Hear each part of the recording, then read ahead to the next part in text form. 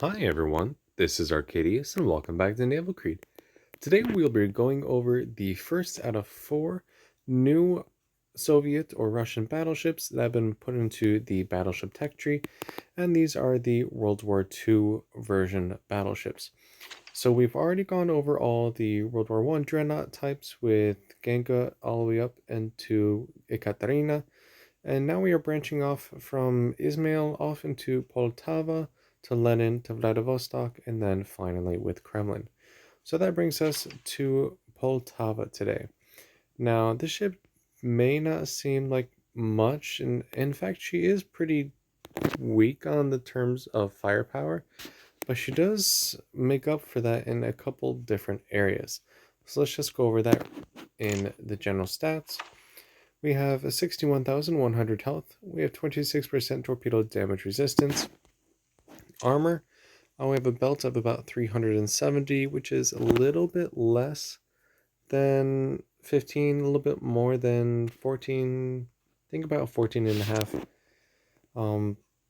It's not really going to save you. You can still be very easily citadeled at this tier. Also, just keep that in mind to keep a good angle towards all enemy ships. As that, we have guns. We only have 14-inch guns, and we have those arranged in 3 triple turrets, and that gives her the smallest number of smallest caliber guns at this tier. There is Prince of Wales at this tier, which has 10 14-inch guns, but Poltava only has 9. And actually, this is not even her real name. Her real name is only Project 64. But I will be calling her Poltava. The guns themselves are pretty decent. I don't have any problems with them. They are really, really fast shell velocity, and you can hit ranges relatively quickly.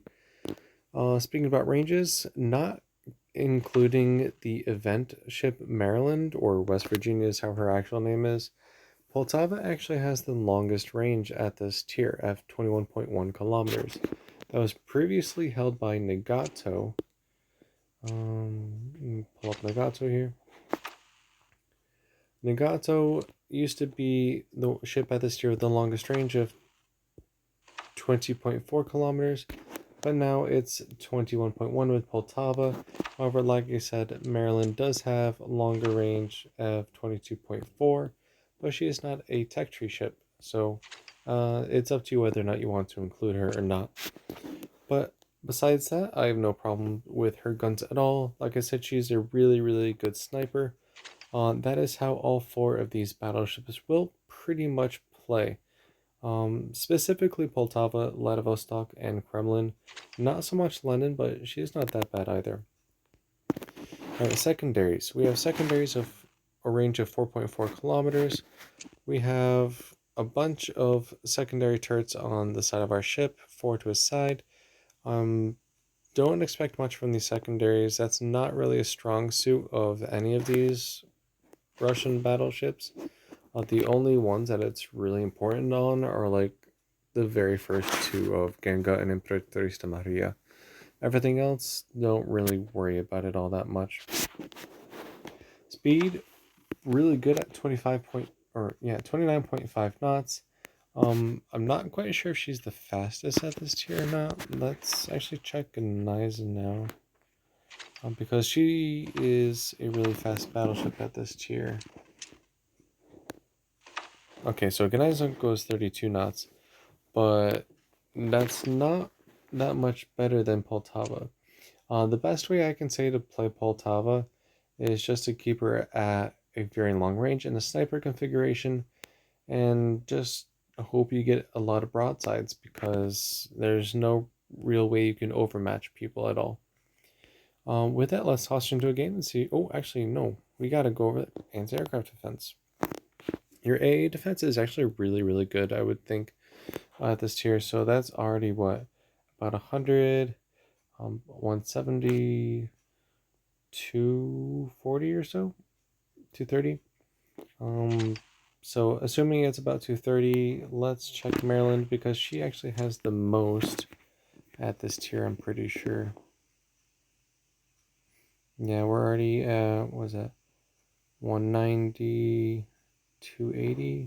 So you're not that far behind, honestly. So it looks like you're pretty decent AA as well. So now that we've gone over everything, let's toss into a game and see what we can do. Alright, here results the game. We actually have a carrier, 4 battleships, only 1 cruiser, and 1 destroyer. So not a lot to do here, but let's see what we can do. Also add to that the fact that she's really low to the water as well. I'm not quite sure how that works in terms of her concealment, but as a vertical target, she's going to be somewhat difficult to hit. However, she is a very long ship, so she might not be that hard to hit in that regards. And so I do have health buffs and speed buffs applied, so do keep that in mind. And let's just start moving this way. Let's see what kind of gun angles we have.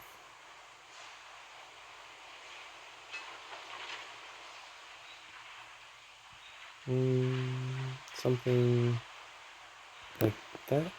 Let's see how that is. That's not bad. On the broadside and the stern, you could probably ricochet. However, it is kind of questionable. And then from the bow turrets forward, you're still going to get major chunk damage. And that may even give the enemy citadel hits, because if it goes through the bow armor and into the turret barbette through the hole, that still counts as a citadel hit. That's a weakness that's quite easily found on Yamato class design ships. Alright, so we already have targets in range. As mentioned, the only ship that can actually outrange the ship is Maryland, which we don't have in our game. So we can clearly stay at range. Got a couple hits, only 1 did damage though.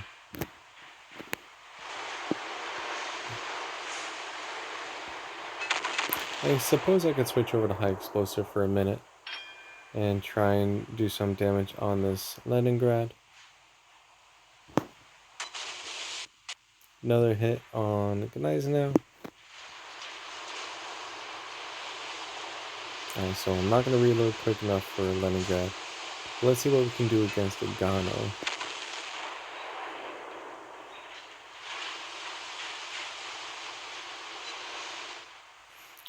A lot of my shells missed, but that's alright.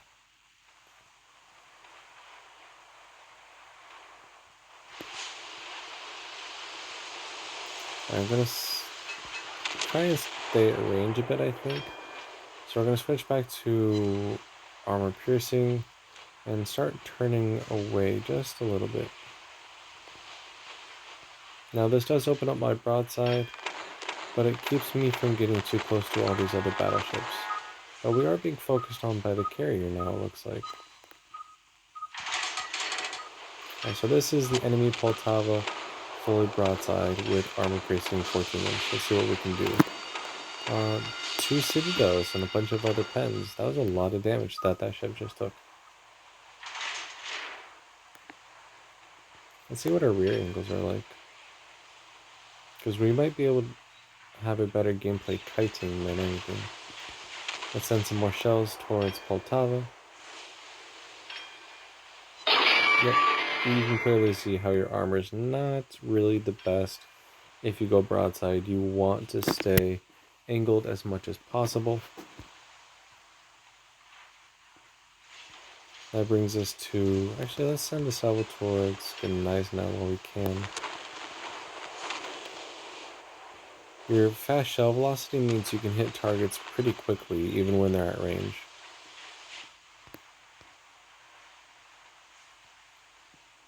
Not quite sure what the carrier is going to do right now. She is in range, actually. Maybe I should send a shot towards her. But I'm not too excited about my chance of hitting her with any amount of decent accuracy. Or we can try.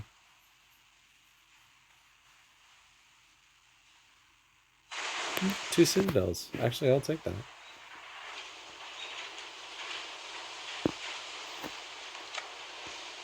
Alright, let's focus on the Rodney now, considering she's almost sunk the Leningrad here.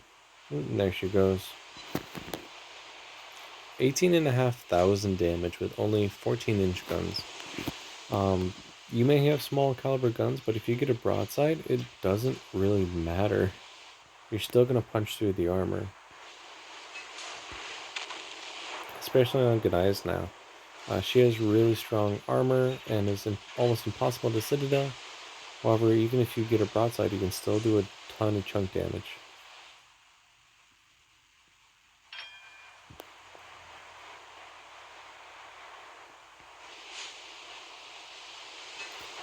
This is how you play, or you just kind of try and stay at range and snipe to the best of your abilities.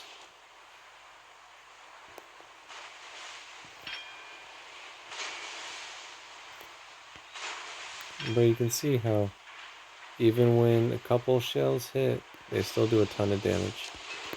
I'll switch back to high explosive for a moment while we take care of this Ganizen now. I'm thinking of actually churning and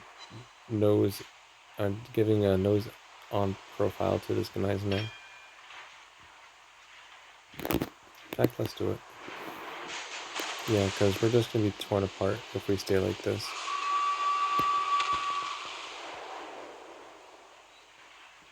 And switching back to armor piercing. Our high explosive missed, but that's fine.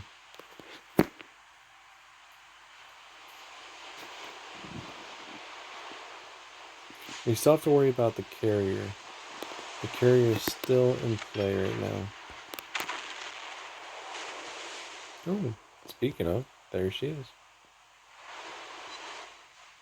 We actually got a Citadel on the Rodney. That helps us a lot. Alright, but first, I think the carrier is the highest priority target right now. So let's see what we can do against her. And there she goes. Alright, cool. Next. There's only these two battleships left.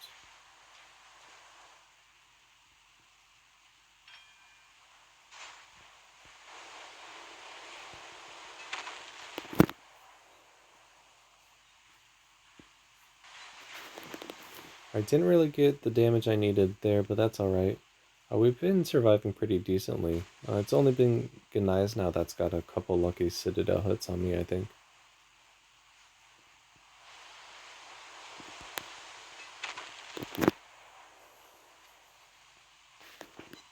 No, the Citadel hit on the Rodney. Trying to close in for secondary range just so I can show those off as well. But I'm not really expecting them to do anything.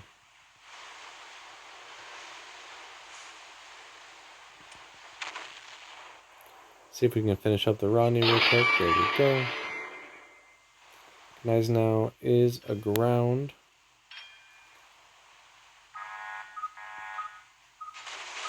Their secondaries are opening up on me.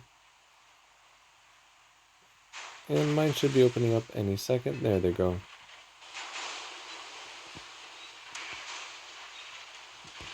Alright, let's go through the squishy stern. There we go. 4 pens, only 1 ricochet. Secondaries are actually pretty accurate, and they fire high explosive. And they're destroying secondaries, so that helps us a lot. But yeah, you don't really want to be in a secondary brawl with, well, Gani's now, but even with Poltava, because she's just not meant for that kind of gameplay. We healed a little bit more, and we should finish her up in this salvo if, well, Ronnie didn't. Alright, so let's see how we did. 256,000 damage, 3 ships sunk, 100 shell hits, 5 aircraft shot down, 10 citadels, 1 fire, 1 module destroyed, 47 secondary hits. High explosive did about 10,500 damage. Armor piercing did 238,000 damage. Fires did less than 4,000. Secondary battery also did a little bit of damage, but again, not that much.